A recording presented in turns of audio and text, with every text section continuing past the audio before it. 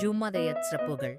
அல்லாஹ்வின் தூதர் ஹல்ரத் ரசூல் ஸல்லல்லாஹு அலைஹி வஸல்லம் அன்னவர்கள் கூறினார்கள், பெருந்தொடக்கிற்காக குளிப்பதைப் போன்று வெள்ளியன்று குளித்துவிட்டு நேரத்தோடு பள்ளிவாசலுக்குச் செல்பவர் ஓர் ஒட்டகத்தை குர்பானி கொடுத்தவர் போன்றவர் ஆவார். அதற்கடுத்த 2ஆம் நேரத்தில் செல்பவர் ஒரு மாட்டை குர்பானி கொடுத்தவர் போன்றவர் ஆவார். 3ஆம் நேரத்தில் செல்பவர் கொம்புள்ள ஆட்டை குர்பானி கொடுத்தவர் போன்றவர் ஆவார். 4ஆம் நேரத்தில் செல்பவர் ஒரு கோழியை குர்பானி செய்தவர் போன்றவர் ஆவார். 5ஆம் நேரத்தில் செல்பவர் முட்டையை தர்மம் செய்தவர் போன்றவர் ஆவார்.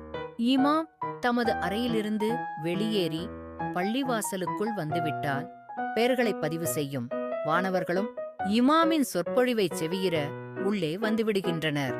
அறிவிப்பாளர் ஹல்ரத் அபூ ஹுரைரா ரலியல்லாஹு அன்ஹு அன்னவர்கள். ஆதாரம் சஹீஹ் முஸ்லிம் 1540 ஹதீஸ்.